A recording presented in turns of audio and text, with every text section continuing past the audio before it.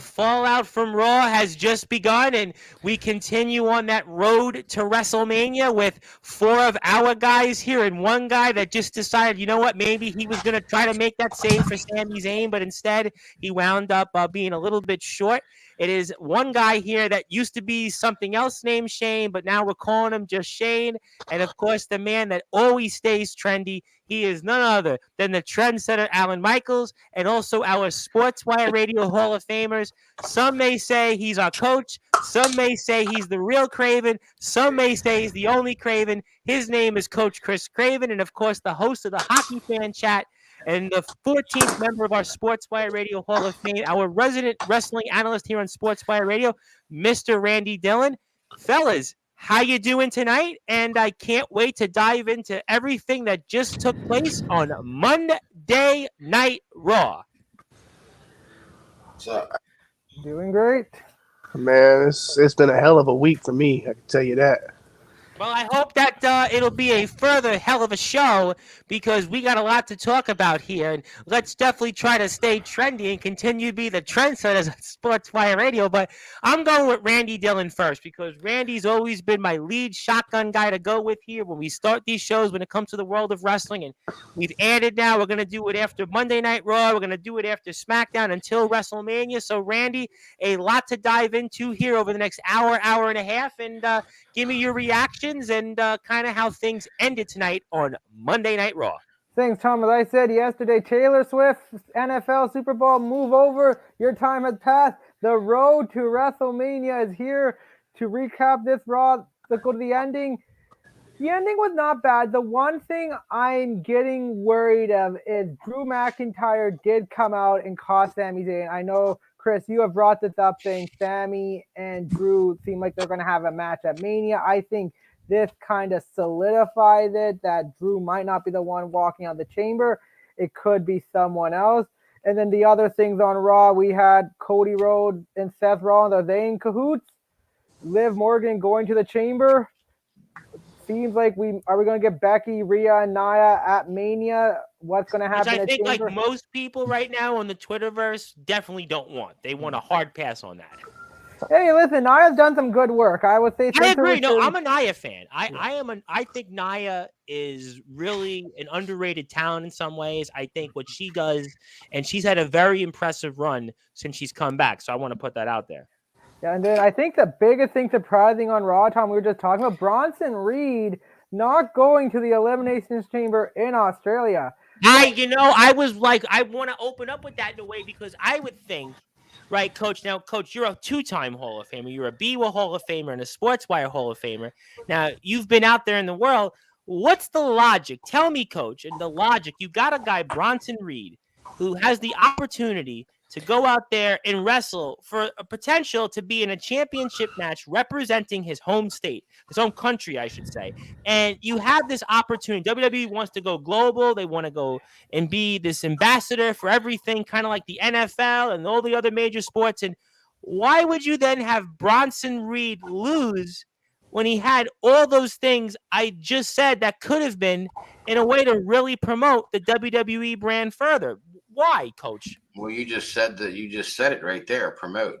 Right now, the company is, as far as the Australia show is concerned, their main draw for that and promotion for that is Rhea. I agree, but still, Bronson, don't you want to have more Australian faces? Don't you want to have your India Hartwells, your Grayson Wallers, and they may want that, but it looks like it literally looks like, and this is just based off not Raw and SmackDown. This is based off all the media that's happened off air. Okay.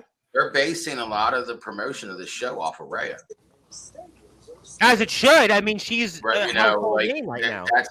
It's almost like she's the she's the attention getter, the spokesperson, she's the eye, the thing that everybody's eye is on for the Perth show.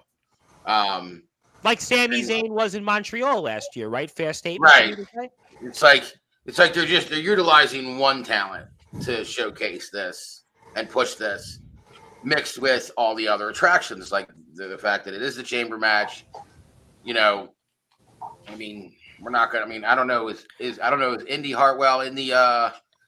I missed that segment. I don't know if she's in that last chance battle royal to get in the chamber or not. I saw her backstage talking to Adam Pearce.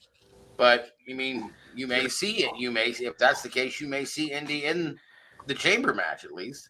But they're not doing a really good job of promoting Bronson. It's kind of like Bronson's whole thing feels like the Karrion Kross thing when they call him up. It's like they have him out there, they're using him. They're putting him on TV. They're letting him do matches, but they don't know how to use him yet. He's going through the motions. Right. Going through the motions because it's been about 8 months. We're kind of in the same stagnant position with him. It's like Ivar. Like Ivar, okay. Both Viking Raiders aren't on TV right now. One's out, one's there. And they're trying to do everything they can to do with Ivar. They've thrown Ivar into every scenario they can possibly. It's almost like when Alan Michaels and Shane worked in another promotion. We thought they were going to be in main events. We thought they were going to be champions, and then what happened? They're doing something. I've gotten yelled at for this. People have actually yelled and picked on me for saying this. Really, you've been yelled at on Sportzwire? They're what I used to call their Dolph Ziggling. They're Dolph Ziggling. Ivar and Bronson. They're just throwing him in any random shit that they can put him in. They did that with Dolph for decades. I agree with that. I mean, Shane, you wanted to say something about that? Because obviously, again, the results to me, I would have thought would have been a little bit different on some of the things. Obviously, Jey Uso and Gunther were setting up for it. Looks like that's something we could talk about here shortly. Shinsuke Nakamura does get a much-needed victory here in a main event, but you have anything you want to say, Shane, before I let Ron Franklin pop on here for also to join us? And I hope, Ron, you'll give us some hard-hitting analysis. But man. Say, yeah, with the Bronson Reed thing, it's kind of like what they're doing with Otis as well. Like they're not booking him right. And in my opinion, I think Bronson Reed, Ivar, Otis, I think big guys like that have a big talent and they're just wasting it at this point. So what would you do with them differently? You've obviously been in that position. You've been a guy in main events in a company that had a big following. What do you do, Booker Shane? Well, the thing is like I wouldn't if you're a big guy, I wouldn't book you to lose constantly. And attraction figure, right? You want to be an attraction. Exactly. You see this big dude doing backflips off the top rope, climbing up to the top rope. And, it's just so much athleticism in this one huge guy that they're just not knowing how to use. And, they're booking him for these stupid little runs that they have. And then out of nowhere, you can just, I don't know. It's just, I take offense to it, honestly. Why do you take offense to it, sir? Because I'm a big athletic guy, just like I've watched you in the ring. I've actually covered you, and when you were wrestling. So yes, I mean, I would certainly agree with that. I mean, okay, fine. Fan. Anyhow. Well, it's funny because I was actually listening to before I bring Ron Franklin. I was actually listening to one of the more recent Something to Wrestle episodes with Bruce Pritchard, and they were talking about Tatanka and Bam Bam Bigelow, almost kind of in a way like Bronson Reed and Ivar 30 years ago. But before I get to Ron Franklin, Alan Michaels. You have any reactions, any take to some of the things that your boy Shane said or anybody else? I mean, are people being misused on Raw? I mean, we were so hot on Friday's show about everything going on at the press conference, but I get a feeling tonight Raw is going to be kind of a mixed bag. And what do you think on all this? I honestly think they're also using Bronson wrong. I mean, the thing is, don't bring him up to the main roster if you're not going to use him. Let him cook in NXT where he can shine, and let him cook on NXT. Exactly. It's the same thing they did. Yeah, it's the same thing they did with Dijakovic. I mean, it's the same exact thing they did with Dijakovic. Good point. They do it with multiple of these NXT call-ups these NXT stars get brought up to the main roster. Well, Karrion Kross, Coach brought up. I mean, Karrion Kross struggled mightily. I mean, for ages. I mean, you could say the same thing about Finn Balor to this day.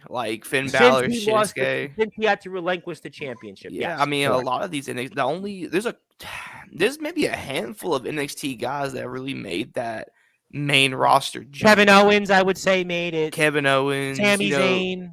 Sami Zayn made it, but he wasn't the star that he was in NXT. They're not booking him to be that star. He did wrestle Roman Reigns in a main event in Chamber. Yeah, I think he's made it. For sure. He's 100% made it, But like, I think on the women's side, it's better results. How about that? Oh, On the yeah. women's end, it's been far better. I think we can all agree that the they still got women's some end, misses though. They Oh. like Raquel is underutilized in my personal opinion. She's Oh, hurt right yeah. now though. She's dealing with a medical issue, so she's off. What about Piper, formerly known as Dewdrop? What about her, man? Like, I'm glad she got the name back. Yeah. I think they reinvented her. I think honestly they reinvented her. Like absolutely, like Chelsea Green kind of saved her. Otherwise, she would have been in no man's land. Well, Oh, Chelsea Green was somebody that's been, through the ringer, and she's certainly, come up a bit. But all right, Ron, how you doing? Before I get to comments, I mean, what is your overall reactions on Raw tonight? Obviously, I know you're the Rhea expert, but anything else that catch your mind on tonight before I come back to the guys? Other than Rhea, knocking Nia Jax on her ass, but I would say Jey Uso and Gunther. That was a big ass. It was a good match. I like how they brought up, or Michael Cole specifically brought up how Jey Uso is able to beat long title reign guys in tag team action because he pinned Roman Reigns, so it was possible for him to pin Gunther. Unfortunately, he didn't pin Gunther. That would have been great to happen. And then I guess, Ron, real quick, you want to save that moment to be special because I'll come back to Randy to go back to around the room.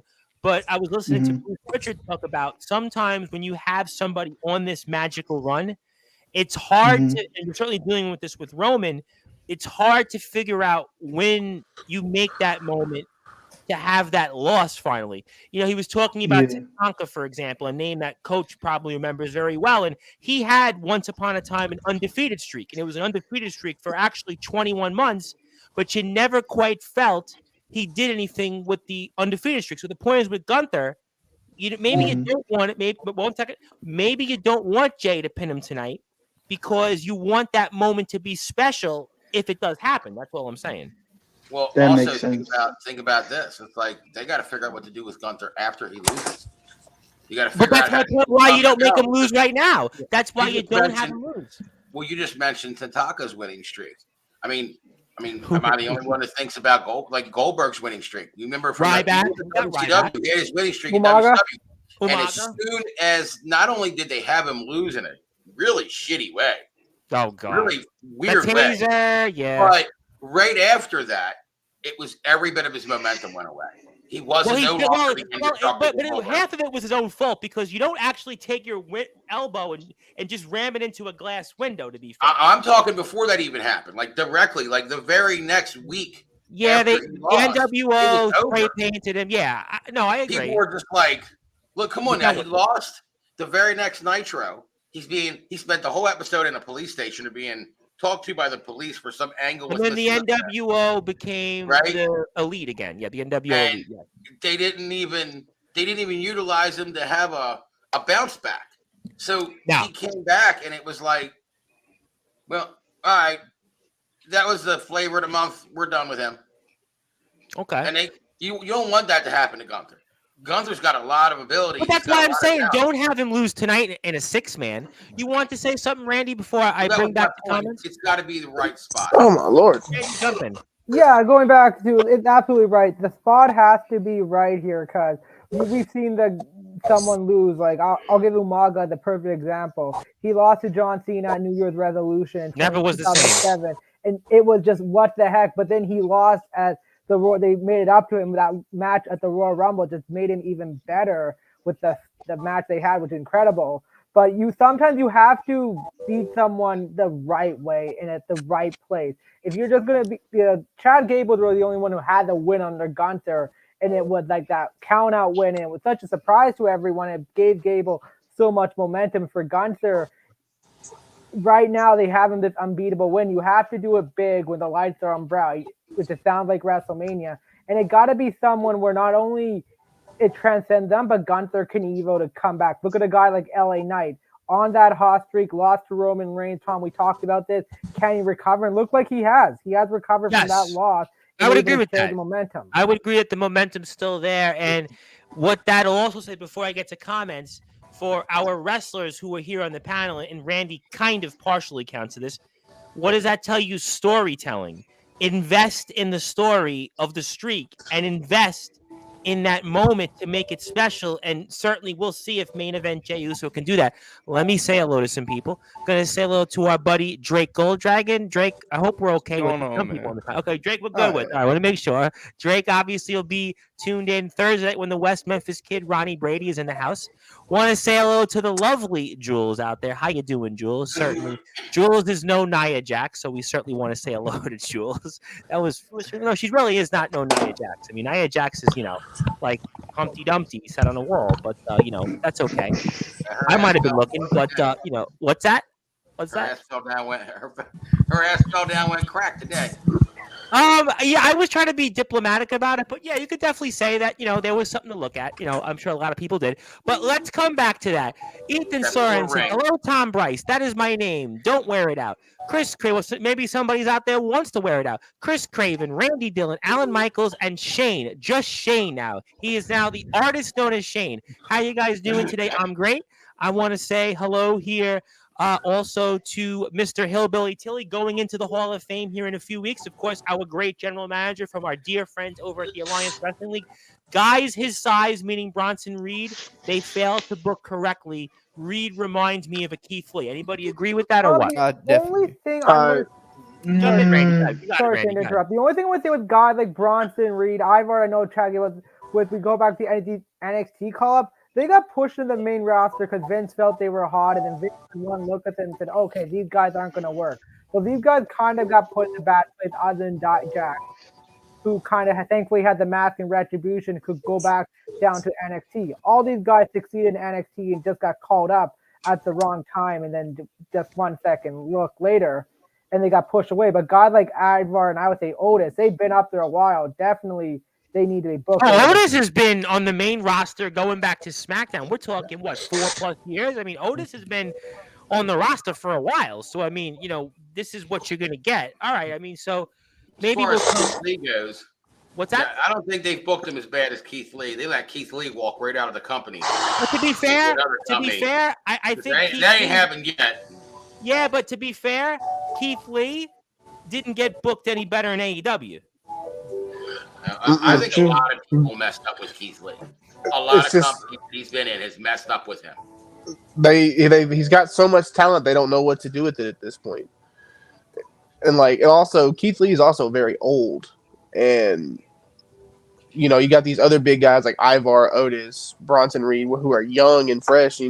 Back to what Randy said about them being booked at the wrong time. Do I think it was at the wrong time? Possibly. But it's the simple fact that you got Roman Reigns outshining everything at this point. And it's hard to book around such a big star like they've made Roman already out to be. So, well, one thing is for sure about wrestling is this. Not everybody's going to get a good spot. Nope.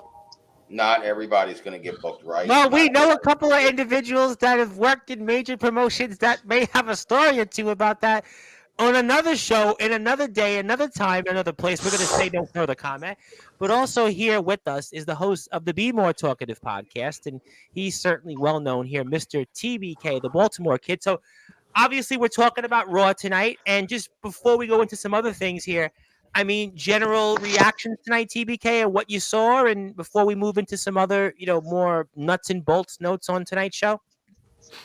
I mean, I'll be honest. I don't think anything was super exciting tonight, but we still got a lot left. We're still very much on this road. I mean, the story with Drew, I guess you could say, is heating up with him and Sammy potentially having a match here soon. Other Do you than like that, though? Would you like to see a Drew and Sammy match? Would you like to see that? I don't know, because I feel like they're giving him heat with everybody right now. It kind of feels like they don't know who to stick him with. But I mean, like I said, we still got a lot of time to go. And anything's possible at this point, as we've found out. Okay, fair enough. And let's obviously go back and speaking of the main event, let's actually talk about it. So Shinsuke Nakamura, though, I kind of did feel needed a win tonight. I mean, was anybody okay with that? Because, I mean, this poor guy, I mean, time and time again in big spots, never wins one. I mean, we talk about Cody never winning and finishing a story. This guy has been in main event after main event and hasn't won anything. So, what do you guys think of the main event? He needed to win. Shinsuke's been in the winning for years now. I mean, I think they absolutely shit the bed with Shinsuke. Just completely as a whole, they just go ahead and shit the bed with him. I mean, he was on a hot streak in 2018, won the Rumble. He goes on to have a lackluster match with AJ Styles, which none of us wanted. Like, we all wanted to see Shinsuke and AJ. Yeah, But absolutely. For sure. What happened at Mania? I don't even want. I hate talking Vince about it. happened. That what happened. It frustrates me so much. He was told. No, I'm telling you, you talk about Bruce Pritchard, right? Earlier. Yes, I did. I was listening to the I've heard podcast. podcasts with Bruce Pritchard and Jim Cornette where that whole AJ Nakamura match. Like, I've seen these two go at it in Japan on Japan film, film. I've seen them on Japanese tapes do this, and they tear the Tokyo Dome down, right? And they were told, go out there, keep it simple and competitive. Keep it simple and competitive. AJ and Nakamura are anything but simple. Everything for sure. they have to offer Absolutely. in the ring is above the simple level. Do y'all remember the main event that year by chance? Because it was probably Brock and Roman. I want to say. Don't let us relive that. I would just. It was Brock and Roman. Mention that person's name, the previous name you mentioned, what starts with a B. Oh yeah, I forgot about that shit. Well, it was canceled right now. It was redacted. Canadian.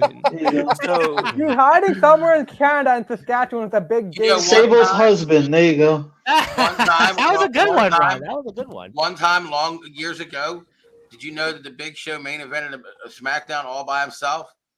I mean, you had Cena, Cena, Benoit, and Brock in the match too. But Big Show was the only one that everybody still he's the only one still in existence.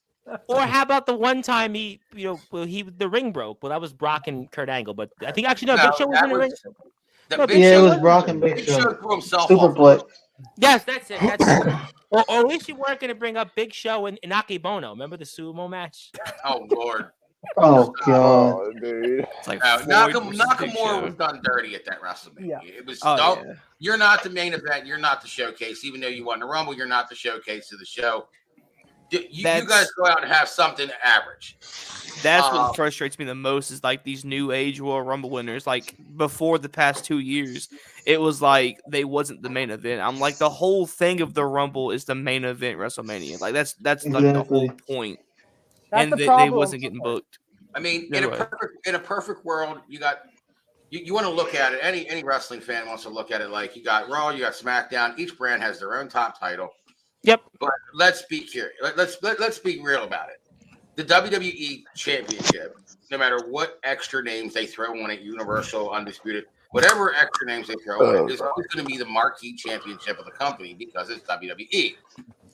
Versus, I mean, if you think about it logically, what makes sense is if you have the WWE Championship and you have a World Heavyweight Championship, obviously the world is bigger than WWE.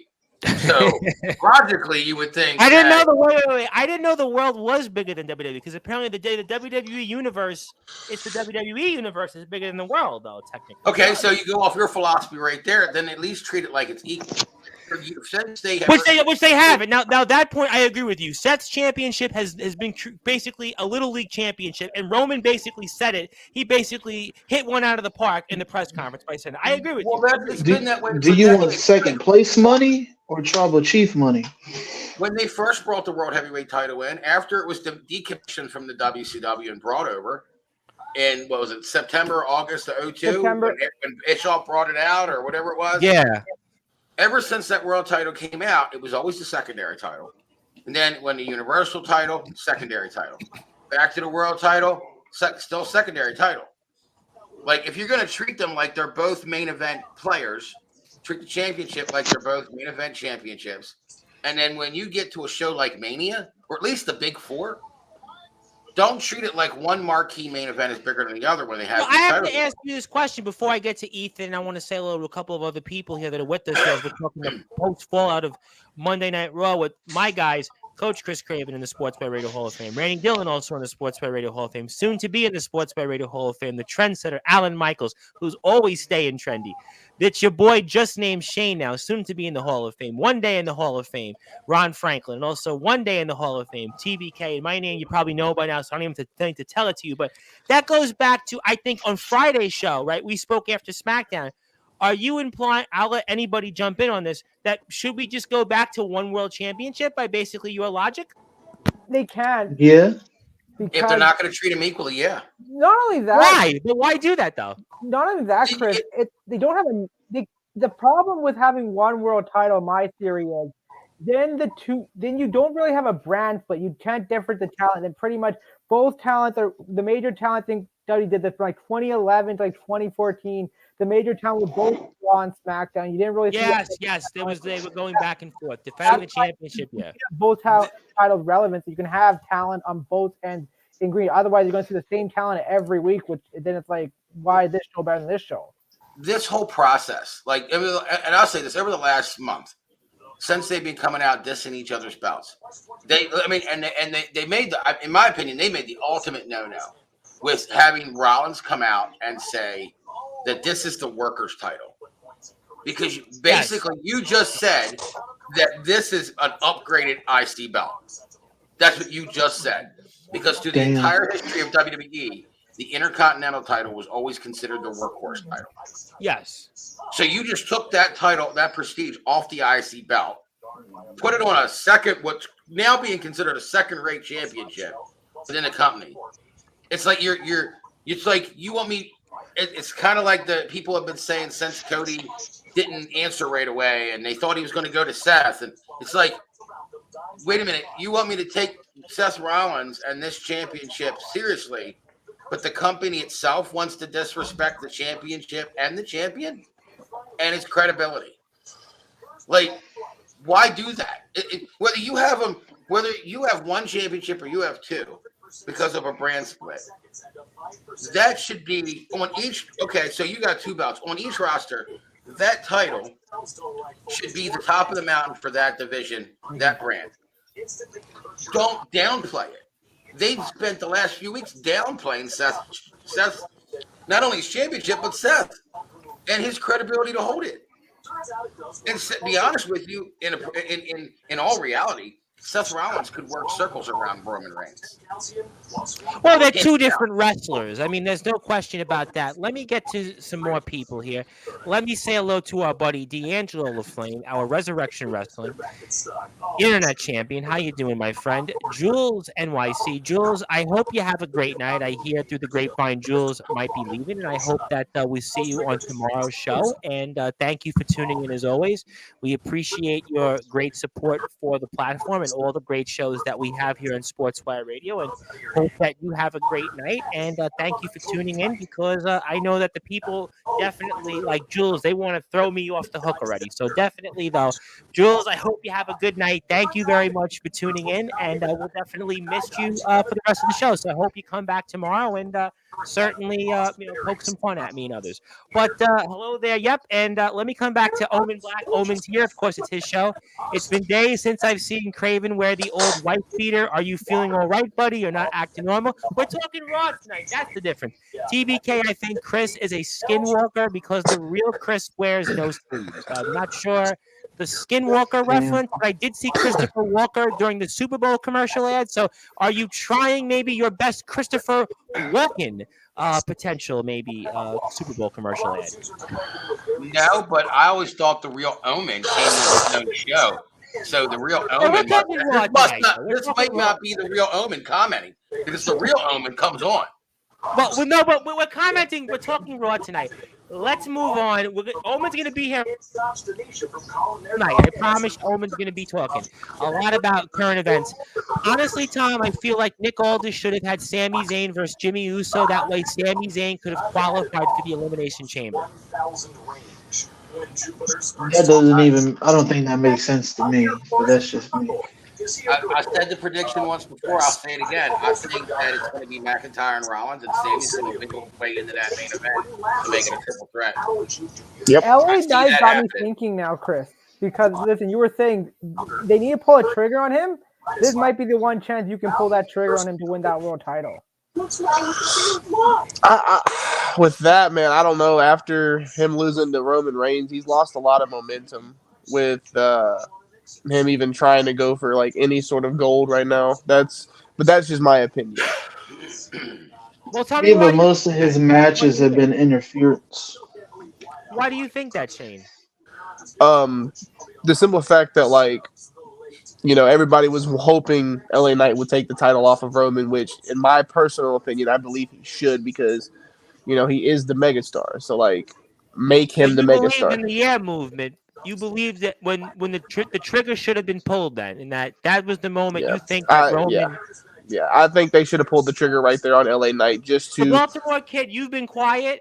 You tell me why. You've been quiet, eerily quiet.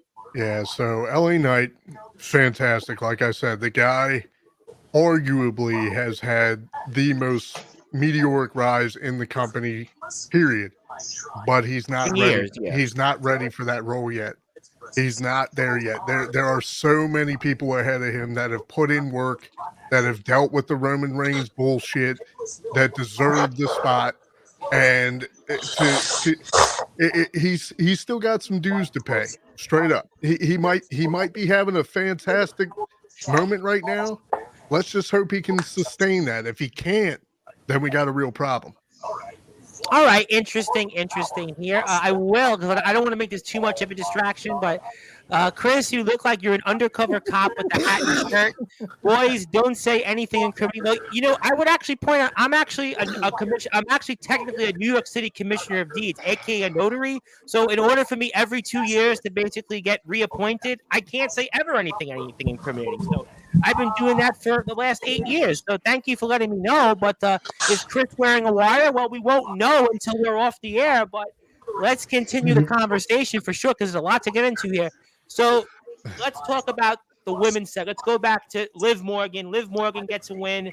Liv talks about, you know, getting back on track. You guys happy with that match with Zoe Stark? What do you guys think on that? Tell me, Randy. I expected Liv to win. I was okay with it. I think the one thing with Liv Morgan is the reaction's not there anymore. I feel like she's kind of in this weird spot where they feel like the company, I think, does have faith in Liv Morgan to make her a marquee name and a marquee part of the company. But I feel right now the fans have kind of gone off the Liv Morgan train. Like, she's had so many big moments to do it, and especially her injuries really killed her momentum. I think her legal problem also killed a lot. I was going to say the legal issue definitely hurt a lot. Right now with Liv Morgan, like, I still think they want to push her, but the fans, I think, have moved on. I think. Ron, you wanted to say something before that? Randy came in. Yeah. What do you want to say, Ron? So I expected Liv to win because, I mean, she's talking about, she wants revenge and stuff. But I could notice with the fans a little bit, that legal thing did kill it because, everyone's focused on, Becky. I think the fans majority want Becky versus Rhea, but me personally, I want Liv versus Rhea for a few reasons that I'm probably not going to get into. But I think I do agree with it, though. The legal thing did kill it with her. And plus, she's been gone for, almost a year now. So they're like, where have you been, All right, let me ask you. Let me rephrase what I'm going to ask, because you know what, I could see that tonight's Raw wasn't the Raw that we kind of were so hyped about with SmackDown, right? So let's go in a different way. Was there anything tonight on Raw for anybody that you said, you know what, that was a great moment, that was a great thing, and I'm really looking forward to see where it goes next? Was it for anything tonight that was redeeming for anybody? Cody, yeah, straight up me. Cody. Yeah. The moment where that came out. Cody says, "I'm gonna hit you back, Rock." Says comes out, and basically lets Cody know, like, you're not alone. We got, like, he's got support in the locker room as well. I'm just hoping that Seth don't pull a swerve on his ass, because that'll be. I don't think that'll be good for the angle. Anybody else want to say anything on that? I kind of feel right now, like I said, I kind of feel like Raw is setting things up for SmackDown to SmackDown. You understand what I'm saying? I feel like they're setting up the pins, and SmackDown's going to be rolling the ball. I feel like that's where we're at right now. I wanted to touch on the whole Liv thing real quick. Well, absolutely, I'd love to hear it, guys. I mean, let's look at our wrestling fan demographic here. I don't think the fans are dropping off of her because she smoked a little weed, guys. I think it's because she had her moment, the moment passed, and she's not special. And there's other people on the roster that have kind of taken the heat. Yeah, I agree with that. Honestly, like I said, like Liv to me reminds me of a Kelly, of a Michelle McCool. She's eye candy. She's not. Well, I think she wrestles better than Kelly. I mean, I don't definitely. I don't think so. But anyway, I think Michelle McCool, but definitely. I think they gave her moment. She didn't live up to it. And you know what I'm saying? I don't see it. And maybe it'll come down the line, but for right now, no. All right, let me get to a comment from actually somebody that is a host of one of our podcasts, who Randy and I have done some work with.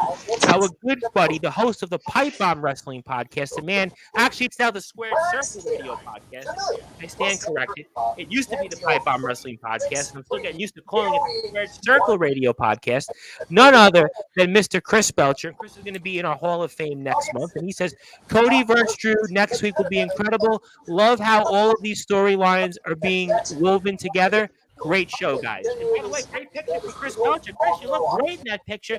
You look better in that picture sometimes live on Sportswire. So with me and Randy. So keep the picture. You look great. And use that picture when we induct you into the Hall of Fame next month. And everybody, if you're out there, Squared Circle Podcast on Instagram, YouTube, Facebook, Twitter. Chris is awesome. He's been on Sportzwire Radio for about 2.5 years, and he's one of the reasons why we're here. But what do you guys think about that comment from our good friend Chris Belcher? I agree with Chris. Chris, great to hear from you as well. But yeah, Cody and Drew is set up, and I think it was you, Shane, or you, Alan, that said it. Like, Drew's kind of working with everyone right now, and whoever they don't know who he's picking from, but it's setting up for great work, whether it's Sami Zayn, CM Punk. He's able right now to create that energy and that attention where you want to see what he's going to do. Yeah, anybody else have another thought on that?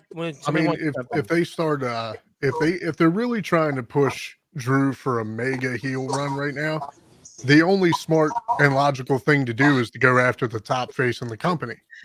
I mean, and if you end up screwing Cody or hurting Cody before he gets to Mania, there's your heat right there. Ooh, yeah. I like that. That was clever that you even said that. I didn't think of something like I couldn't think of anything like that actually. And you were a main event star, by the way. You were in main events. You were certainly, in some big time feuds. But let me get to a few more comments here. Mr. Belcher wants to say, lots of Photoshop on that picture, Tom. I can't look that good all the time. Well, listen, you're definitely one of the more good-looking presenters on the platform here on Sportswire. I can promise you that much. But certainly, I'm so happy you're back with us with shows, of course, with Andy York, the Young Buck, and, of course, Jared Justice. And I can't wait to have you back on here next month for you to take place your history. And D'Angelo Flame wants to say about Liv Morgan, she has talent, but looks is what got her over.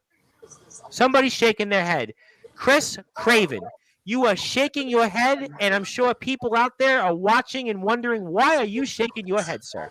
I just don't understand why anybody has any admiration or anything for Liv Morgan. Liv Morgan is somebody that probably, in my opinion, still belongs in NXT. Okay. I think I agree with you, TBK. I think that she's an eyepiece right now, and she's showcased as an eyepiece. She comes out. She's more about her look than she is about her wrestling. I mean, they showcase her that way. She showcases herself that way. And the biggest thing that Liv Morgan has had in her career is when Ronda Rousey put her over. Yeah, I mean, I wouldn't kick her out of bed for eating crackers, but that's about it. I think that if they're going to really make people believe in Liv Morgan, put her to the test. Have Liv go out there and put on wrestling clinics. Let her go out there and actually showcase main event matches and stuff. I mean, we're not talking about Alita or Trish here. No, everybody, we're not talking about Flair. you know, We're not talking about Becky Lynch. We're not talking about Rhea Ripley. I agree with you on my that. opinion, tonight on Raw, Zoe Stark and Liv Morgan should not. Neither one of them should have been in that qualifying match. I think Zoe Stark needs to be sticking right there next to Baszler.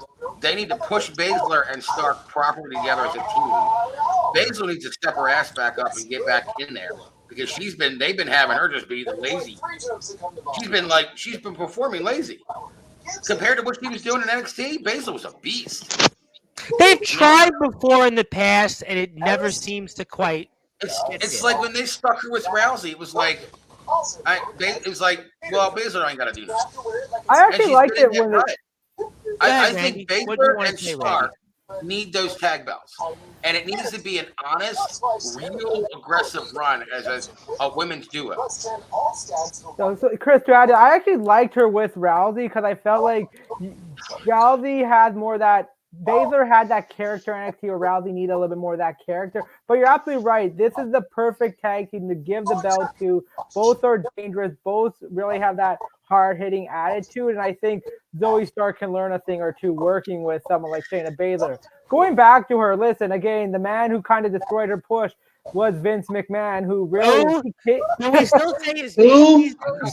We know we don't. Controversy you're talking. Eric Bischoff says, but listen, like she was someone in NXT that dominated that division, always put over, who really helped create talent and meant up for good runs after her matches. And then WWE, they kind of like Vince just never saw something in her where guess what? They put her with Nia Jax as a tag team partner. They really kind of had her lying around and they're trying to build her up, but I just feel like now it's like there's other people so far ahead of her, like a Rhea Ripley, a Bianca Belair, Micha, and heck, I'm going to throw Tiffany Stratton out there, who just recently. Tiffany Stratton is like another one that you look at her and she's got. I was about to bring her up too. Yeah, she's got written main event potential written all over her. I mean, and Jade Cargill on top of that. So like, there's two people ahead of these ladies right now. You want to say something, Ronald Franklin?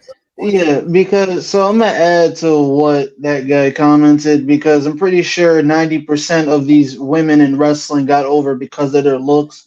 Because everyone keeps saying Tiffany Stratton is the best moonsault when she doesn't. Io Sky has the best moonsault, so I'm pretty sure she's over because she's a beautiful blonde woman. Honestly. I wouldn't say that at all. That would certainly say they might be interested in that. I mean, certainly not me. I'm definitely not. But I mean, like there's somebody for me out there. I wouldn't say that at all. China was uglier than sin, and she got over it. Well, China when she started was maybe not the most attractive. But when she left, I mean, I didn't think China was all woman either. I'm like, is that a woman? I'm not going to get into that. Okay, all right. I'll become Vince McMahon by tomorrow because then Randy can take over for me. I'm sure people will be very happy about that. I'll become Vince McMahon. Then I'll have to use my money, like Vince McMahon's money, to stay out of jail. So we don't want that on Sportswire. So we'll certainly move away from that. We don't want to hear anything about China taking horse steroids, all right? I'm going to move on to that because I don't want to be like Mr. McMahon. I am trouble keeping the Bills on the Sportswire, keeping everybody in line here. But let's come back to more comments. Let's move along here. She has the potential to be a top baby face. I agree. I thought when this is with Shayna Baszler, that when she was with Ronda, maybe that would be her kickstart. Tiffy time is what Liv wants to be in terms of Tiffany Stratton. What? So I think that I'm losing brain cells. Morgan is a knockoff Alexa Bliss. End of story. Yeah, I think the thing with Shayna Baszler, when they put Shayna with Ronda, right? I think they made the easy cop out move because both of them have the MMA background. They thought it would be a matchmaking heaven. But the thing is Ronda got into the WWE because she was already a huge personality in the UFC. And they built off of that, right? The thing with Shayna is she has the great potential to be a real beast of a fighter. She has no personality. I think if you want to do something impactful with Shayna, let her show off her skill, make her a beast again, stop pairing her up with people, and just let her go ham. Yeah, Baszler in NXT was like the female Brock Lesnar. Yeah. She was running through women. Let me ask you a follow-up on that, and I want to come back to some more current topics on Raw. And Yeah, I said that D word, that name. I said it again. I quoted it. Well, yeah, yes, you did say that. Vince McMahon, Brock Lesnar, Chris Benoit. Who else we want to talk about? Can we say Hulk Hogan again, or is Hulk Hogan? Hulk Hogan is extremely. No, you got to say Hulk Hogan when he said the N word. That version. Well, how about now? Didn't I read that he was, he was trying to get rid of evidence for his son in the DOI or something like that? I don't know. Let's move on. Let me ask you though one more thing on Shayna Baszler. I do want to move on to a couple of other things here, and D'Angelo Flame, I'll let him say something else. But maybe going back to what we said tonight about other people that we spoke to haven't quite had the momentum. Maybe it's just a matter of she's been up here and it's never quite really materialized. And it comes to a point, if you're on a roster, it's kind of like you are what you are at this point. Very few people can overcome, like you used the word, Coach, Dolph Ziggler. Dolph Ziggler was in WWE for so long. Yes, he was a world champion a couple times. He had some great moments, but it became to a point that, you know what? He was never going really anywhere than what he was. And yes, they tried in NXT. They had the championship there. He did a few things, but really by and large, for a long period of time, Dolph Ziggler was kind of like just there. And Shayna Baszler, not to say that she's in that same category or class, but maybe you just kind of are what you are on the roster almost. Is that kind of fair for me to say? I don't know. I mean, you go either way with that. I mean, Baron Corbin was another guy that was in a stagnant spot. Now he's on NXT and he's doing a hell of a lot better than he was when he was on the main roster.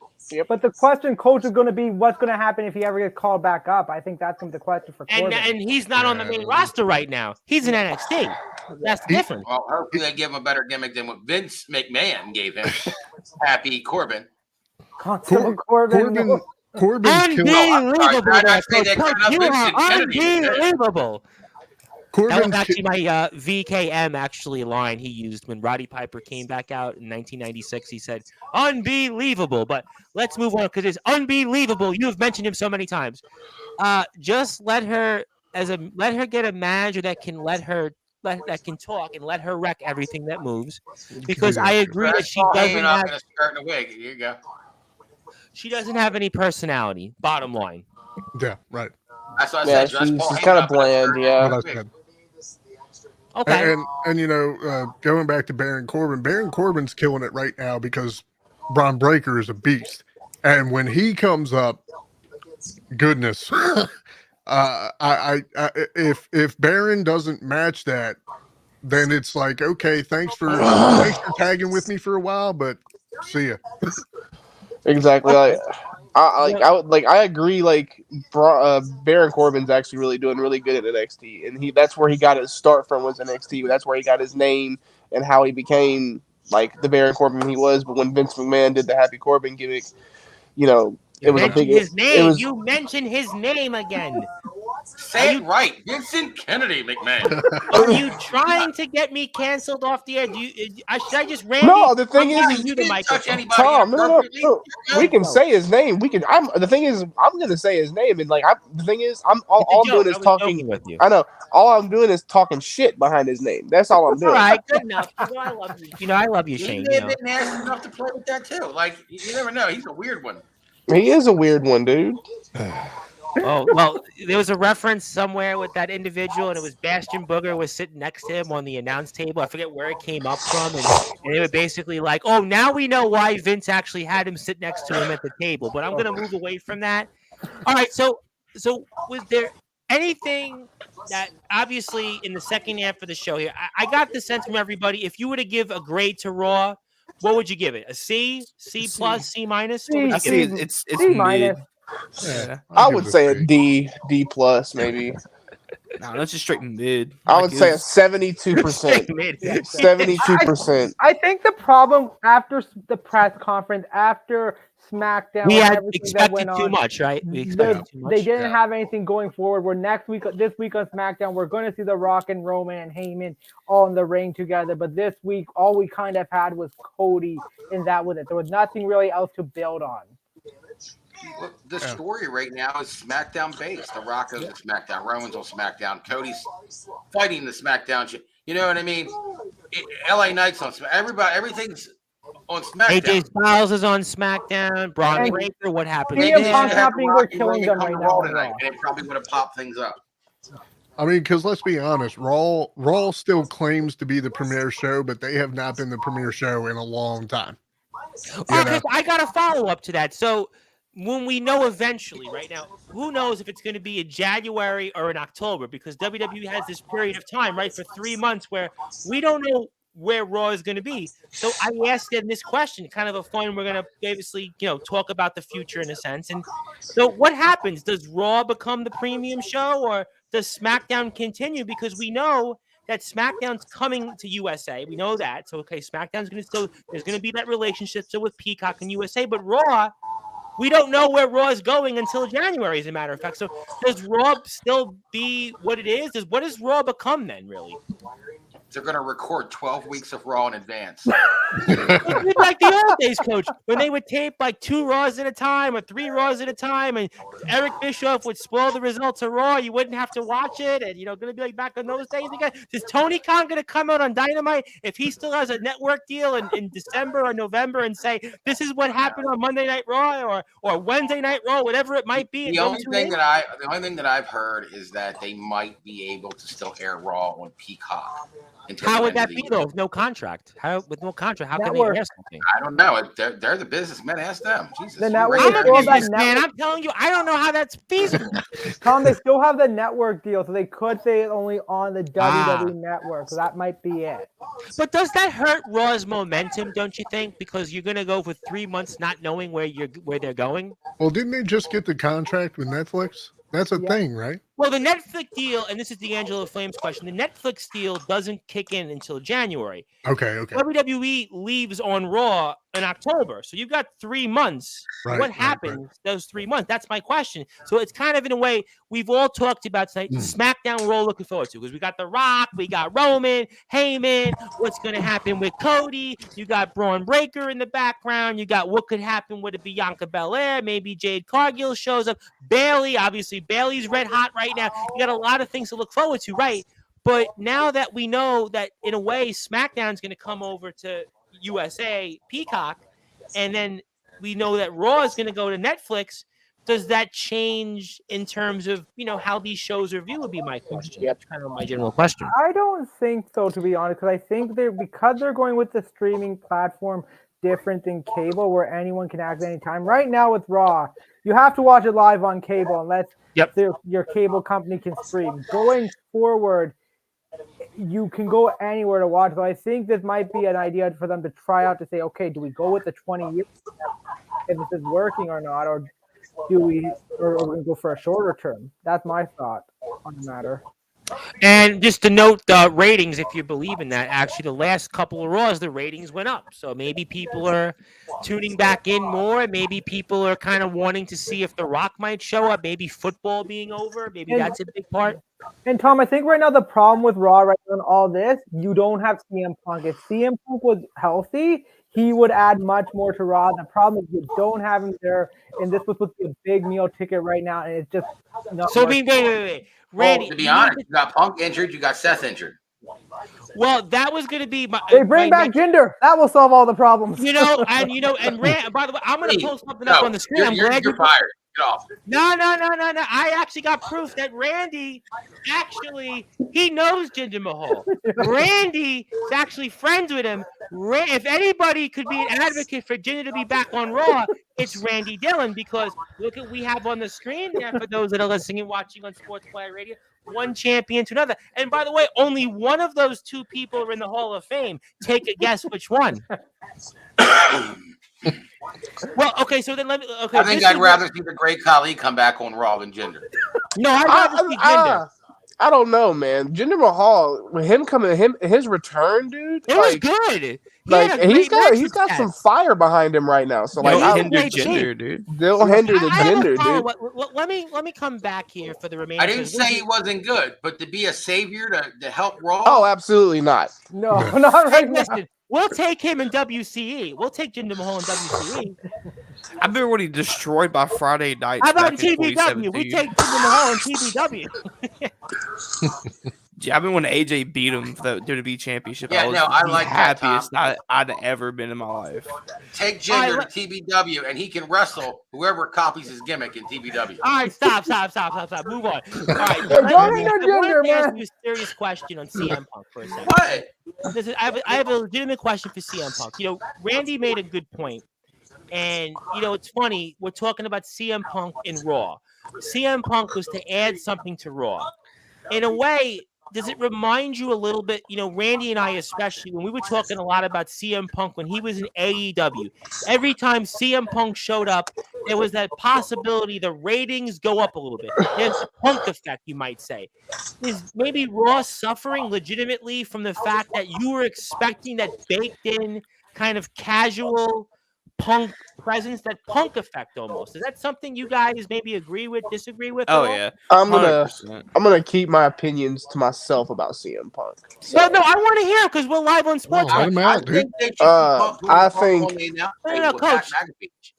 Coach, so I want to hear this. Shane, So- you're an analyst now. Let's hear it. growing Don't up, pull your punch. Give it to us. growing up, Absolutely. I was a big fan of CM Punk, but then doing a deep dive and becoming a wrestler myself and learning the political side of wrestling, I genuinely despise CM Punk for the simple fact that all he did was cry, bitch, and complain because he didn't get what he wanted. Because he thought he was the biggest, dude.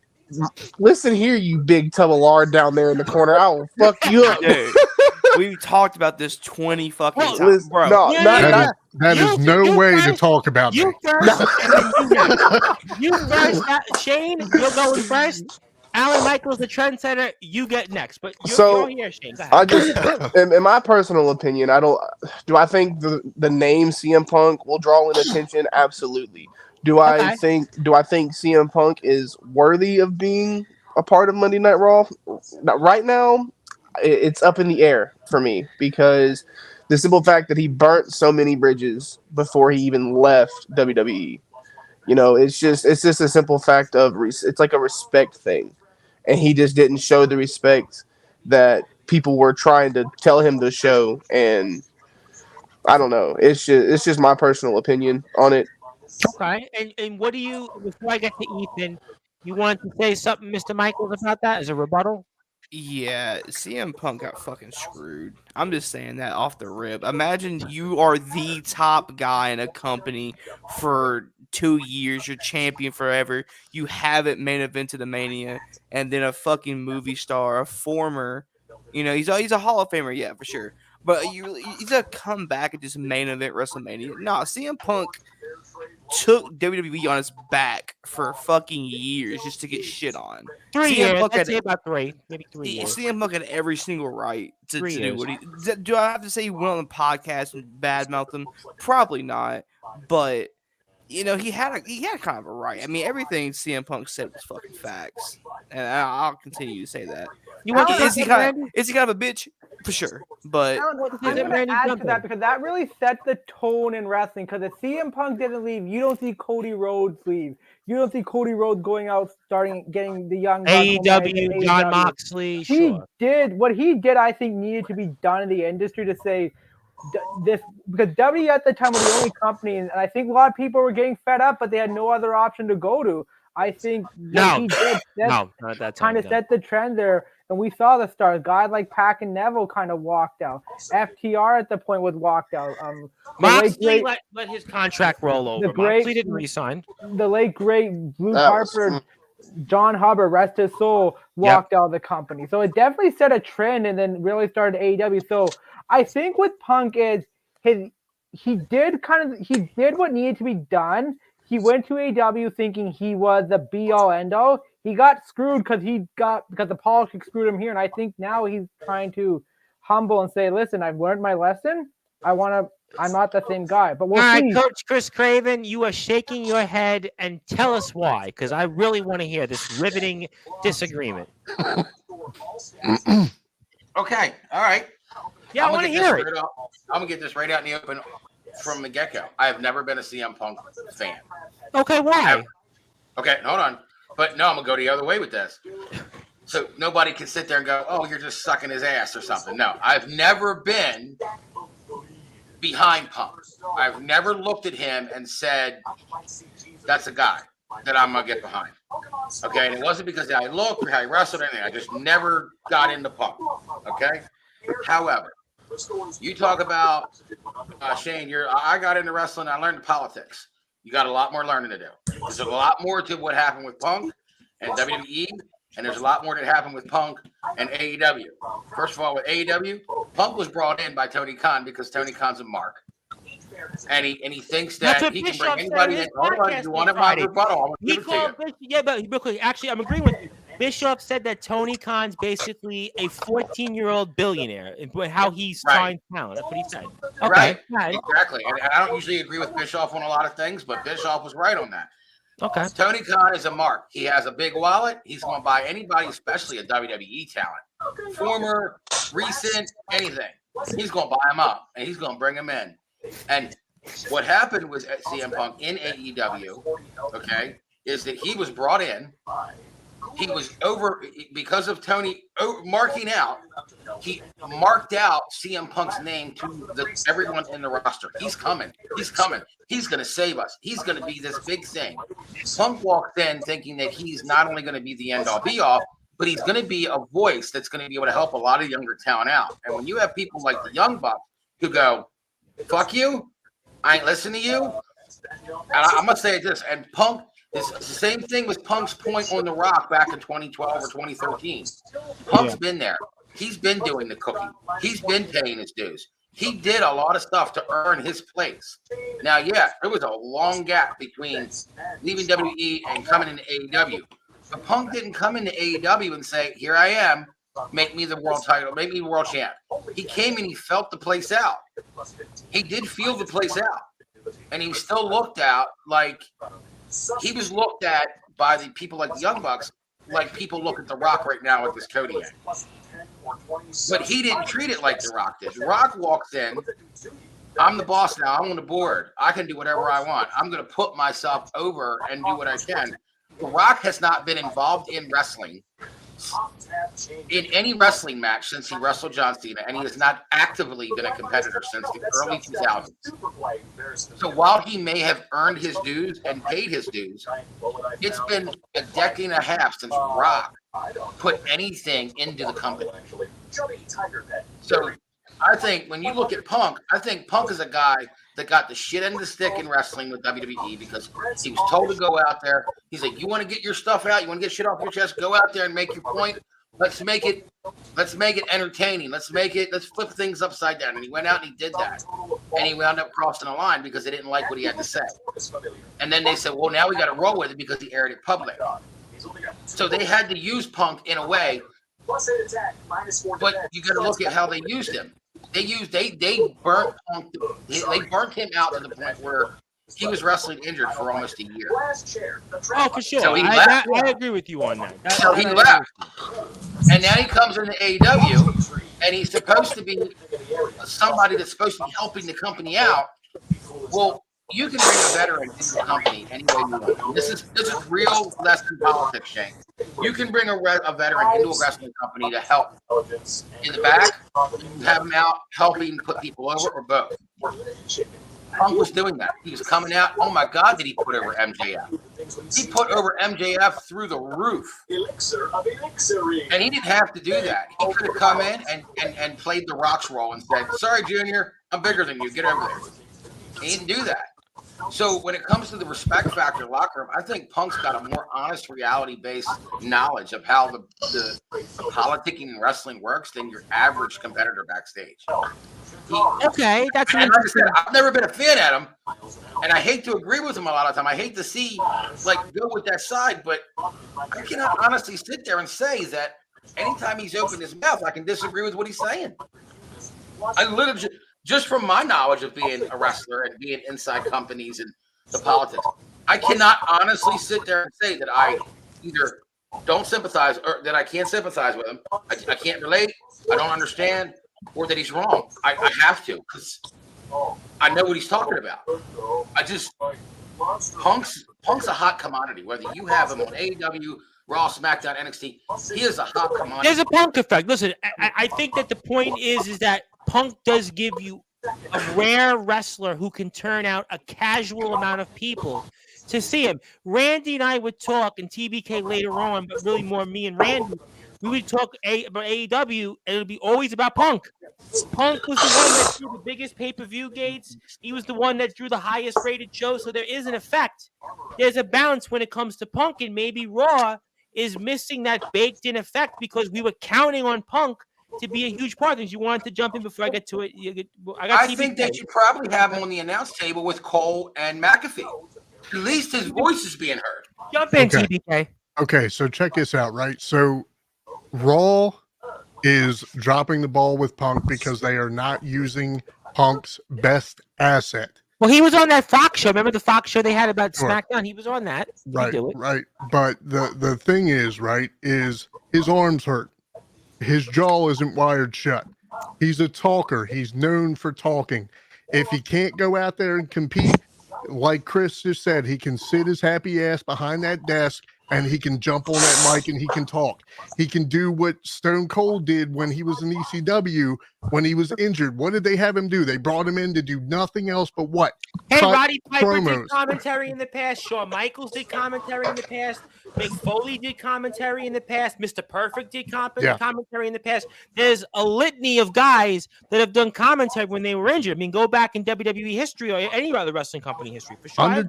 Undertaker said it best. If you are not out on your back, then you can contribute.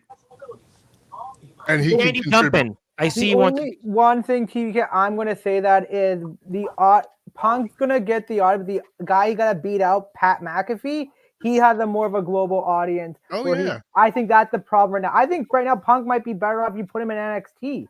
Listen, Booker T's out with some type of thing. He's not going to be on commentary for a while. Get him on there. Let him hype up some of these other talent. That might be the best spot to put him right now. I don't even mean replace. You cannot replace Pat McAfee right now. No way. No. There's no way you can do that. No. Just have him sit in. Have him sit in. He can use this, man. Well, how about an extra booth? Yeah, an extra man booth, An extra chair. Absolutely. extra chair. And look, if we're going off your point that just with CM Punk being in the building rises ratings, get him in the damn building. Yeah. But the numbers have shown that when he was in AEW, and the numbers have shown when he came back in WWE briefly, all the social media engagement again. Yeah. Punk, I could take it or leave it. I think he's been a tremendous talent. I think some things I kind of fall in between, Alan and the coach. But the facts are, from a business standpoint, like he should be on TV. He should absolutely 100%. I guess because we're having fun here toward the remaining minutes of the show, I'll let Ethan Sorensen ask this question, but be nice on this question. That's all I'm going to say. Tom, do you think that WWE is going to make The Rock as the special guest referee for Roman Reigns versus Cody Rhodes for the Universal Championship, or is that the worst decision? But let me finish. Or is that the worst decision? I said the worst decision. You didn't listen to the end of the question, Coach Chris Craven. He's going to put his tank top on. Ethan might got a point here because Seth said they're going to stack the deck against Cody because Cody's You're one of the millions, aren't you?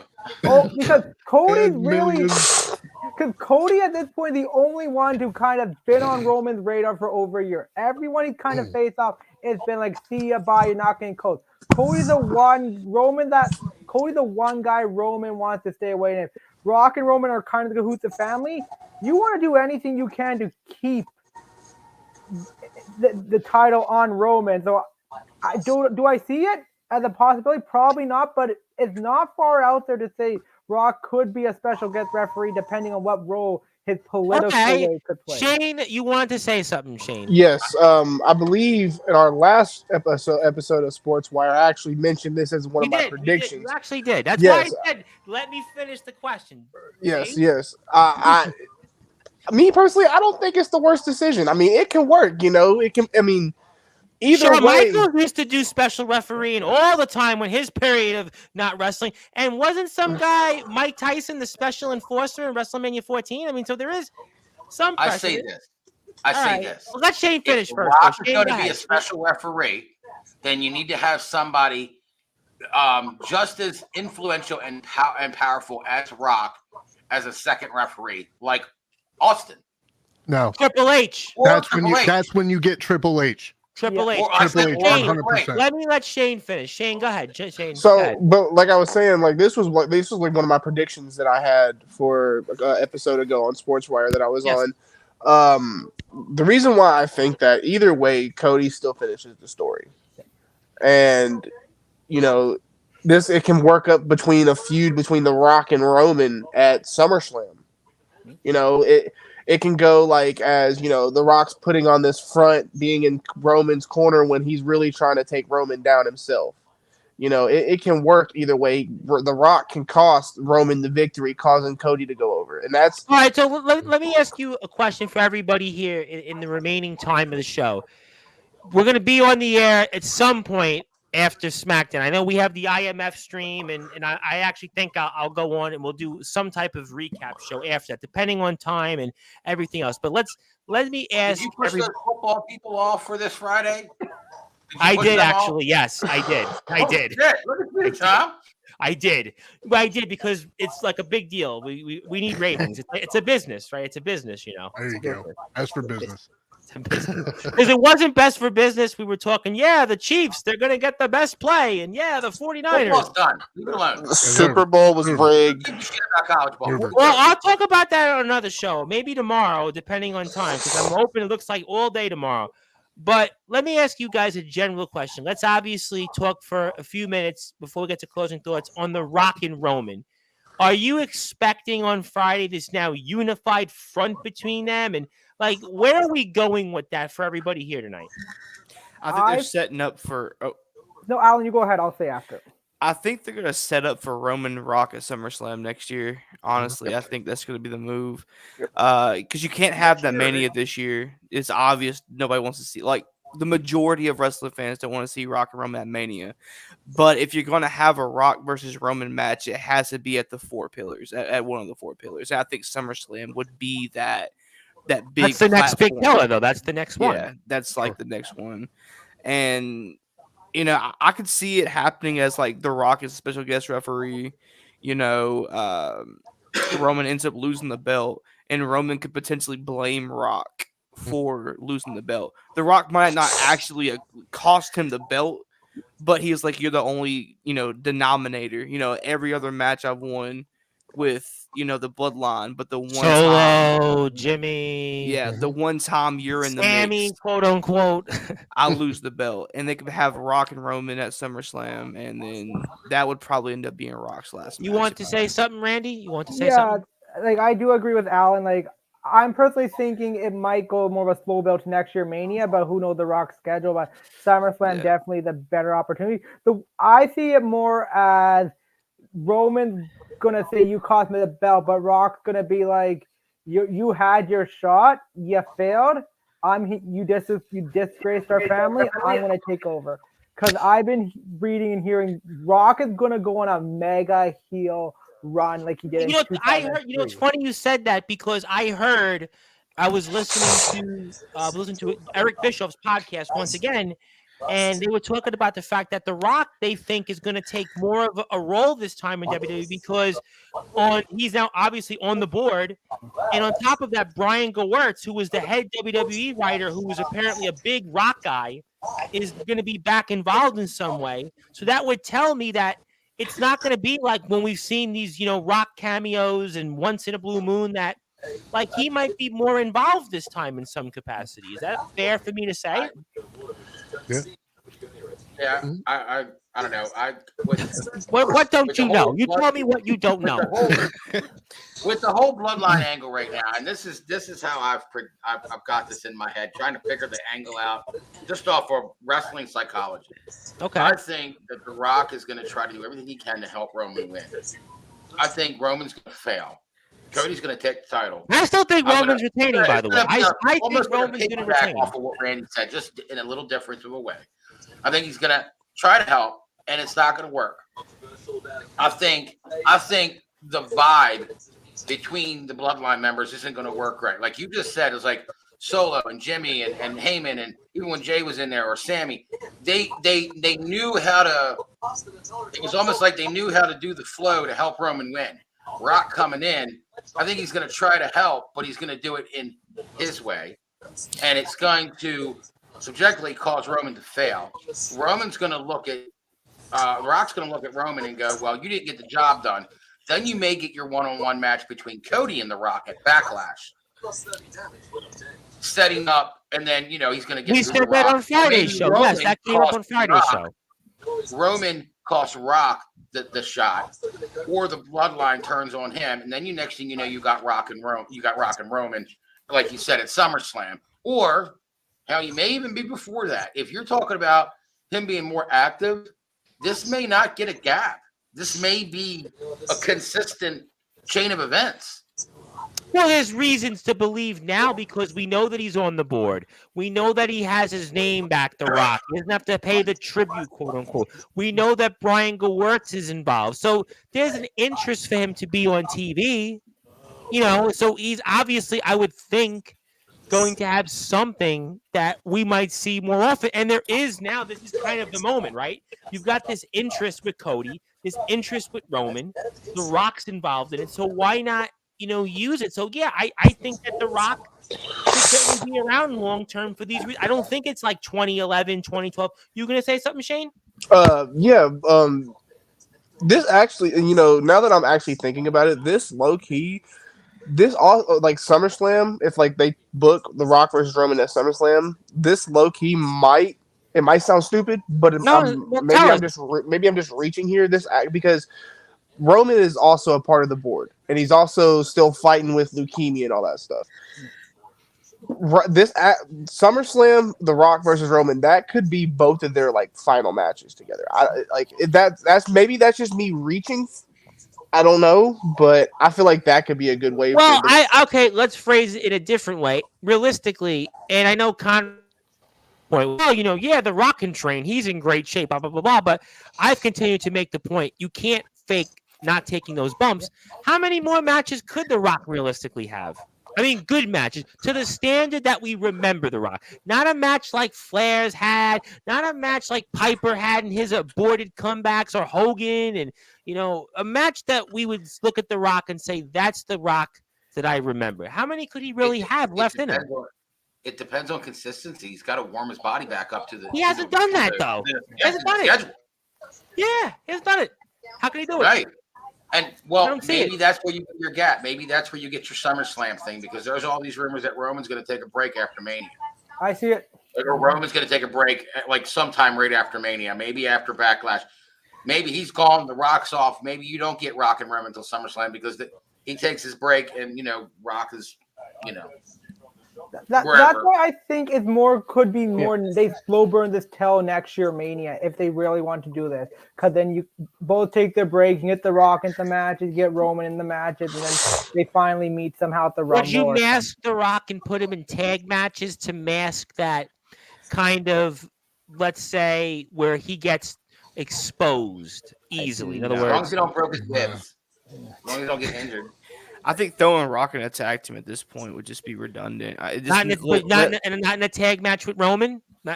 Just let him be his. Let him have a part-time schedule. Let him wrestle when he wants. But can he pull that off?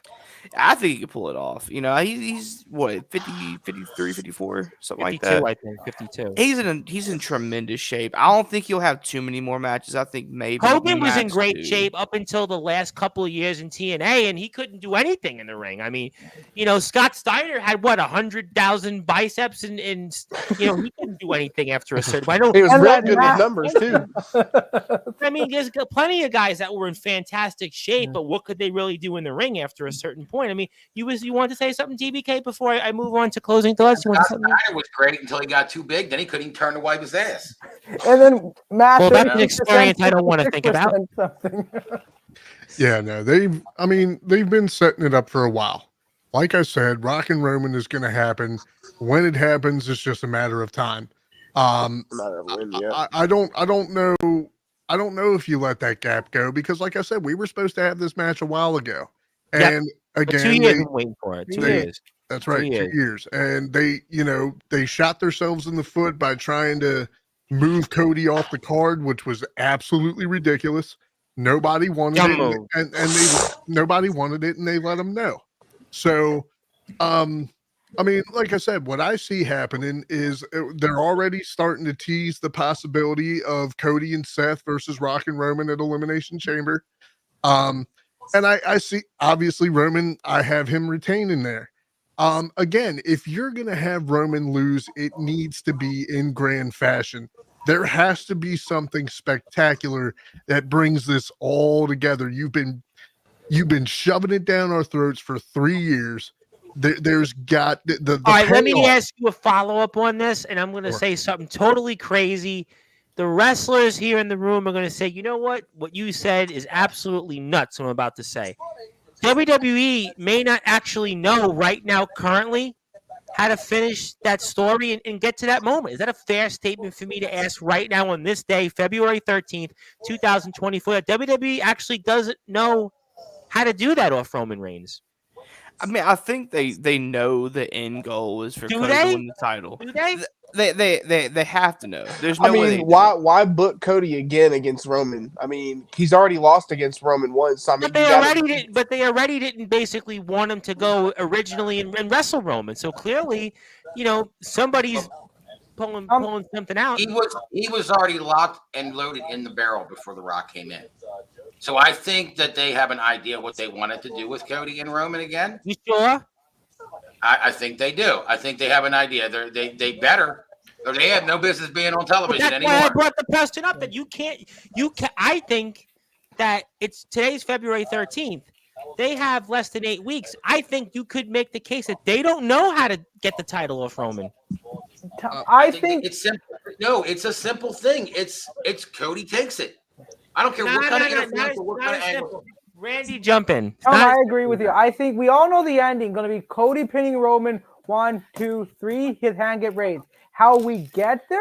I don't think WWE or really anyone knows how we get to that point. That's my point. Who's going to come in? Who's going to come out? That's why I keep saying it has to be big. Whatever it is they do. Look, you got a guy like Triple H who is arguably a boy's boy. He knows the ins and outs, the ups and downs. He's been involved in so many freaking big matches in his life. The storytelling is kind of his thing. If there's doubt there, if he doesn't know, yikes. But like I said, I mean, again. But Endeavor and TKO, though, they have a vested interest. Well, yeah, of course. I mean, The Rock's on the freaking board at this point. But they may want it to be the way that they like it. Well, nobody cares what they like. But they're the ones that pay the bills, though. Yeah, that's like Sportzwire. It's like how we select the Hall of Fame. There's one person to see that matters. It's like just like when people try to say, "Oh, Sportswire should do this. Sportswire should do that." Well, there's one person that actually decides what Sportswire does, kind of like that former guy with 3 initials. But Randy, go ahead. I digress. Tom, no, you're absolutely right, because going to TBK, this has to be big and special because they are making this the biggest match possible, like in Mania history. Like I think we're going down Warrior Hogan territory. Andre Hulk, I would say. We're going down that road. Shawn and Undertaker, I would say. Triple H and Undertaker, Roman and Undertaker, that other guy that was with a B and Undertaker. I mean, yeah, I agree. It has to be right because they really want this to go past anything they've had at this point. Because if it's not, there's going to be a serious backlash, not only for the fans saying you screwed Cody, but just everywhere else. Part of me thinks there won't be a backlash, though. I feel like wrestling fans say that, then they come back and watch the next show anyway, though. Oh, they'll be back. They'll be back. But if they'll be on Twitter crying. You think, you think the Cody Crybabies thing is big now? Watch. Just watch what happens. I can definitely see. I think regardless of TKO, regardless of anybody else in WWE, regardless of anybody in Mary Poppins land, for Christ's sakes, I think Paul Levesque knows how he wants to do this, and I think he knows how to do this. I hope so. And I think he has he's on the clock. I think that he has the ability and the talent to do this right. At least, if not right, significant enough that it makes sense. It makes an impact to the audience. Yeah. At least. You know what? If Cody doesn't win, you're going to see a shit ton of American Nightmare weight belts getting thrown into the ring. Literally, they're gonna have to like protect him, like get like the You're gonna armed get- forces to get him You're going to protected. get the ECW one night stand effect where it was, if Cena wins, we riot. We riot. And Yeah, we're in right. Philly. This is Philly here. People are going to go nuts if they don't get Michael, what they the want. trendsetter, stay trendy with us here and tell us what you want to say. You know, this little Cody Rock and Roman thing is giving me big 2014 Daniel Bryan. I knew you were vibes. going there. Yeah. I knew it. It is giving me such big Daniel Bryan vibes. I mean, we nobody's ever talked about the potential of a Rock, Roman, and Cody triple threat match either. There's been speculation, but nobody. I don't think anybody wants It's that. mood at this point after the press conference. I would say prior to the press conference, that what people were thinking, Yeah. but after the Rock siding with Roman, I think it changes it. Somebody made the point. I don't know if it was on Sport. Maybe it was on your podcast for TVK, you and Peter Richards, where triple threats don't happen too often in these spots. And I Oh, feel they- like, They happen a lot Every more than 10 you years. think. but not in WrestleMania main Not event. at 3 years ago. WrestleMania. Yes, they Yeah, do. hold on. 10 years. I can name 3 off the top of my head right Okay, now. well, Edge, Daniel Bryan, and Roman Reigns. Okay, that's That one, was right? one. Batista, Randy, and Daniel Bryan. That You other have- guy named CB and Yeah, CB, Michael, Triple H and Shawn Paul Michaels. You have and Randy Orton, Rey Mysterio, Kurt Angle. I mean, a couple, but okay, but out of 39, you name me 3. Yeah. He named 4 or 5. I don't know. It's All become right, 4. it's become more popular in But the, in it's the a last like strong 20 three. years. I don't know. I know you're trying to stay trendy with this, but I don't think people want us triple threat. I Oh don't no, I think- don't want it. I'm just saying, with whoever's running the show now, I mean, it could honestly be what the fuck ever at this point. it could be, You but I know. think ultimately look. Cody needs to win the championship, but I still think Roman's gonna find a way and walk out with it. I just call me crazy, but I think I'm a crazy guy. No, we run all these podcasts, we run this internet radio station 24 hours a day. I was asked by somebody before I went on the air, who's an owner of the largest Russian radio station in the United States. He's like, when are you making? He's like, when are you making money with Sportswire? And I was like, well, when are you going to fund Sportswire? And it was like the conversation got real like quiet afterwards. Like, okay, all right. He's like, good, all right. Well, let's talk about something else. But the point is that I don't think that still Cody's a lock to win at Mania 40. I don't know why. Listen. I have no doubt we're going to talk a lot about this Friday. Obviously, I hope everybody comes back on Friday. I mean, hopefully we can stay trendy and having Shane and Alan here with us with the 3 amigos there, TBK, Coach Chris Craven, and Randy Dillon. But let's get to some closing thoughts because I think that we spoke a lot. We got a lot off our chest. Bottom line, Raw was kind of a dud tonight. We're all looking forward to Friday. I'm looking forward to Friday because we got basically day-long coverage on Sportswire. We got UK stars, Necro Daddy. We then got the IMF and DKW and everybody else. Then we're going live right afterwards to talk the fallout of SmackDown and who knows what else. So let's go first with Coach Chris Craven. You're giving us closing thoughts. Yes? Closing thought. Yes. I was trying. I had a signal issue or something. I got cut off. I was trying to talk about that triple threat thing because you. Okay, talk about the triple threat and put that into your closing thoughts. We're gonna go everybody's closing thoughts. So WrestleMania 10, you had Hogan, Brett, and Yokozuna. WrestleMania Wasn't 20, a you had triple threat. Benoit, That wasn't a and triple Triple H. threat. You That wasn't a triple threat. Hold on, wait a minute. You had Benoit, Michaels, and Triple H. WrestleMania. We mentioned 30, that one. You had Bryan, Orton, and Batista. That's This that year, one. it's rumored that it's going to be Rock, Roman, and Cody. Every 10 years in the main event, they've had a triple threat. Every 10 years. So, will they still do that? I hope the fucking Christ God they don't. Because it's not needed. Especially No, with, it's not. I just with- told you with why Rock it's and Roman not. sucking each other's asses. It does not need to happen. I truly believe that they need to let Cody walk into Mania, regardless of the bloodline and what they do with the bloodline. I think Cody needs to come out on top. Finish the story, for Christ's sake. God Almighty, finish this damn story and get to another chapter. Regardless of a crybaby or one of his, someone don't like him, let him get to the next fucking chapter. We've been stuck reading the same chapter for 2 damn years. You know what this reminds me of? I saw a movie this weekend called Argyle, and John Cena, quote unquote, was in the movie. And in order for them to get to the finish, it was like they kept going backwards. And it was like, by the time they got to the finish, it was like, why did I sit here for 2.5 hours? So I understand your point.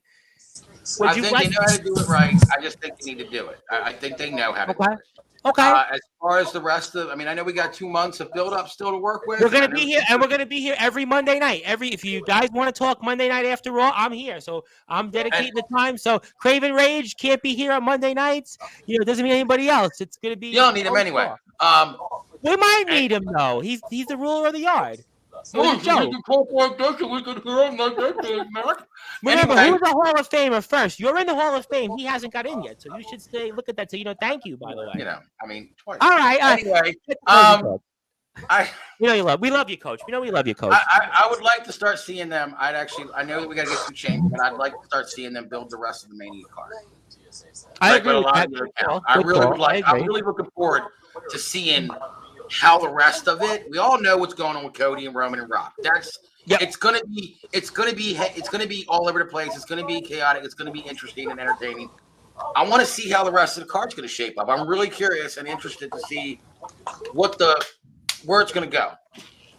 Good call. No, I agree with all that, and I'm excited. Obviously, Friday we'll talk more about it. We'll see how SmackDown goes, and because it's supposed to be the biggest Mania ever. Until next year. It's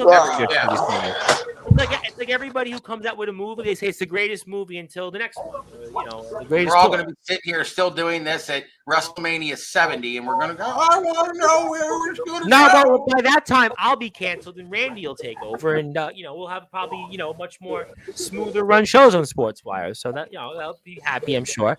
But TBK, I'm going with you next. Let me get some closing thoughts from you. Obviously, I've enjoyed the podcast. I enjoyed the show you did with also Coach and Peter, and also the show with the Tribal Cheese. And we'll certainly give you the floor. Anything else you want to plug, share, or say, fire away. Great show, guys. Shane, Allen, hope to have you guys with us on Friday, man. Definitely looking forward to it. They're with us now. They're on the team. They're going to be Hall of Famers, so we got them here. We got them. We should all have matching shirts. We're a team. Yeah, right. I thought I missed the memo with the red shirt, but my bad. Dude, I just now noticed that. I'm so lit right now, dude. But I thought I discredited it. Looks like it's more orange. I don't know. I thought I discredited that we have a work attire on Sportswire. I feel like I said that on some episode, but I digress. Go ahead, TV. Something like that. But anyway, looking forward to Friday. Like I said before, I'm not super disappointed in Raw. Raw is doing his job by setting up Friday. And setting up, again, we still got plenty of time, plenty of story left to tell because we're finishing damn stories around here. But anyway, if you guys haven't already, if you guys want to check out the podcast I did with Chris Craven, Randy Dillon, and Peter Richards, make sure to check that out on Spotify. Also, check out the one with the Tribal Cheese, and it's on here, sportswireradio.org. Listen live, I have the banner right there for everybody. That's right. It sure is. Check out that one with Logan Hellawell. Again, that guy is probably the best interview I've done so far. Hell of a guy, cares deeply about the sport of wrestling, cares much more about the guys behind the gimmicks. He's a good man. For sure. I enjoyed that one thoroughly. You guys can find me on Facebook, Ryan Andrew Familaro. You can catch me on Instagram, t.b.ko892. And then, of course, like I said, the Be More Talkative podcast on Spotify and sportswireradio.org. That's it for me. And one more thing before I mention the rest of the guys. Speaking of the Tribal Cheese, just sent me this in the mail, by the way. This tells you that the Tribal Cheese, he's definitely one of the all-time greatest in Sportswire history. Because I haven't opened it yet, but I have a little spoiler alert for the Tribal Cheese.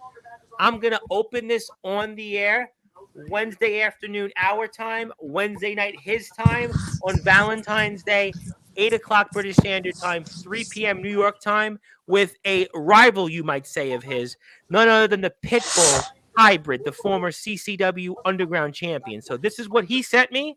I'm going to open this live on the air Wednesday. You'll certainly want to tune in for that. I promise you, it'll be one for the ages. And, of course, you can see what this is. But thank you, Tribal Cheese. We acknowledge you. You are our chat of the table. You are one of our all-time greats, and I can't wait to induct you in the Hall of Fame very soon. But good stuff there. Shane, your boy on Sportswire, joining us here with the team. And let's give you some closing thoughts before I say hello to an old friend also joining you very soon next month in the Hall of Fame. But until then, closing thoughts, anything else you want to plug, share, say, and fire away. Yeah. As you notice, I changed my name to It's Your Boy Shane. I like it. So yeah, that's gonna be my new thing that I'm doing on Twitch. Good. I'm a big gamer, so I play a lot of games. I post my schedule regularly on there. If you want to check me out on there, follow me on Instagram at It's Your Boy Shane or Shane _ Pasquini 10 13 22. Are you all right there, Mr. Pumpkin? You all right? Just dropped my phone. Was that kind of like the leftovers from the TBW match that never happened? Oh, never mind. Nah, he just has a form of autism, and he can't. Oh, you bitch! No, listen, if you guys still want to have that match that TBW did, we could stream that match on Sportzwire. So if there's a ring somewhere, I am a referee. I did referee a few matches in my day. I tell you what, we could do that here still. So if there's still some animosity you guys still have lingering, we could always stream that match here live on Sportswire. So I whip his ass all around this apartment complex that we live in. So well, you know what? If you got some ideas, we could stream that match. I'll do the play-by-play. Randy can count to 3. It'll be the match that TBW didn't get a chance to finish. But we can finish the story. Trash bag wrestling. Oh, excuse me. No, we can't. We like TBW on Sportswire. We like them. Who copies whose gimmick? No. I'm gonna say not so fast, my friend. Any other closing thoughts before we go to Alan? Anything else you want to say? Like I always say, stay positive, man.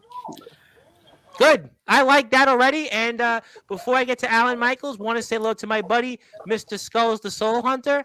Good evening, everyone. VWC was a success. Yes, I have WWZ coverage coming up one of these days. So thank you for that. Skulls is out there in California. Our good buddy going to be in the Hall of Fame in a couple of weeks, joining Chris Craven. It'll be great company. Randy and Chris will get more company with them. And until then, Alan Michaels, let's stay trendy with your closing thoughts, and certainly let's see how you trend set for us once again. And boy, am I excited. I'm your manager now, by the way. I'm officially your manager. Apparently, I've been trying to get you some bookings. I hope you contacted the people I sent you information to. So I want you back out there in the ring. So let's make that happen as your official manager. Gotcha. Yeah, I'm taking bookings for all 2024. Stay trendy. Always staying true. God, I love that saying. God, I love that saying. It's gonna be a little different, Alan Michaels. I think the trendsetter is gonna take a turn for the dark side. I think it's gonna be a little bit more of an unhinged version of Alan Michaels. Because he's a B word. No. You do realize WC had a guy named Unhinged? Really? Yeah. No, I'm talking about it's gonna be a little bit more on the heelish side. I think Good enough. I'm done. I'm done being a face. It's fun. You couldn't hack it. Fun. No, I definitely could hack it. Everybody was trying to stay trendy, but I know. Listen, even the Woo Man couldn't stay trendy with you. Exactly, but no, it's gonna be a different direction for the character in general.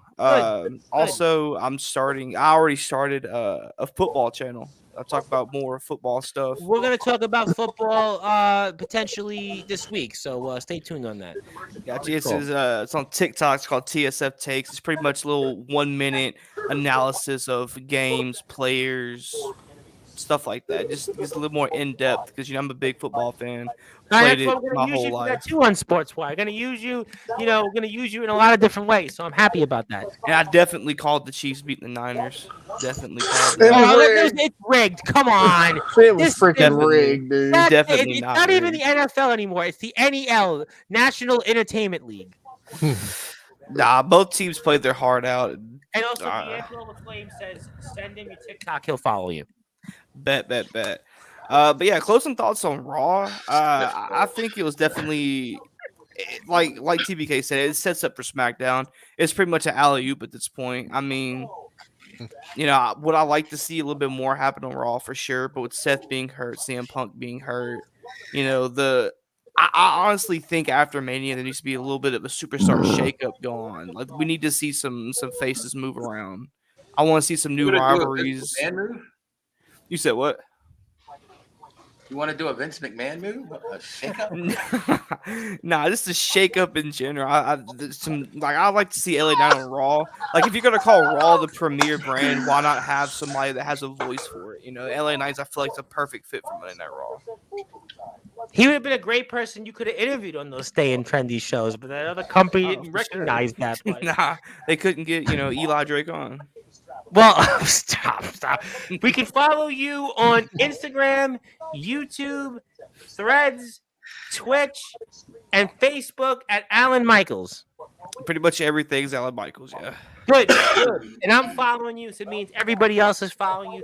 But last but certainly not least, one of our all-time favorites of this platform's history, Randy Dillon, our Hall of Famer. So proud of this guy, everything he's done for this station, and hit with his takes.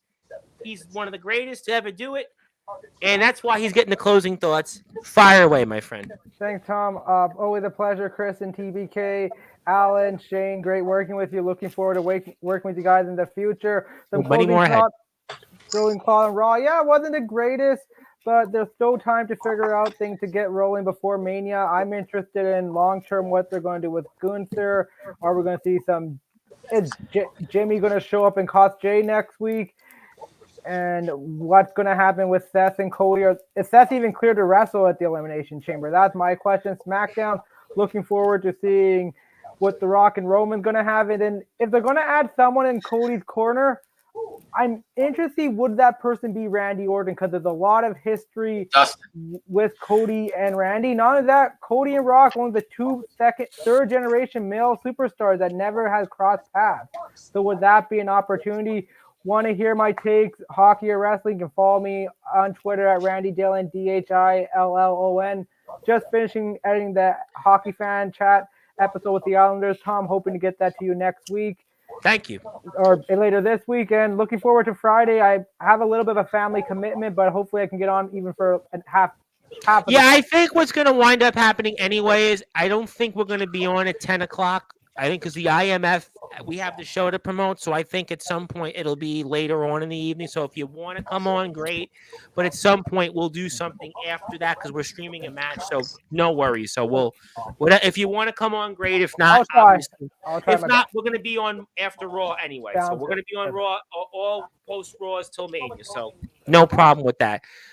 All right, gentlemen, this was fun. I'm looking forward to the future with all you gentlemen. Certainly somebody's trying to stay trendy. Everybody else has got their own way and style, and we're going to style and profile out of here because my name is the Reverend Tom Bryce, your voice of all wrestling, where all wrestling matters. If you're on Sportzwire Radio.org, you're going back to your regularly scheduled programming, you'll hear TBK's podcast with Craven and Randy. And if you're on Twitch, YouTube, and Twitter, if you're on Twitch, follow Shane Davids, Shane Pasquini now, and it's your boy Shane, no more Shane D. That's dead and buried. And also follow Alan Michaels on Twitch. Follow those guys; they have big streams ahead. And follow TBK on Instagram. Follow this man on Facebook, Randy on Twitter and Instagram. Until then, I'll see everybody tomorrow with a to be announced guest because I actually don't know who we have on, but we'll have somebody tomorrow night. But until then, good morning, good afternoon, good evening, wherever you are on the number one global radio station that is Sportswire Radio, where all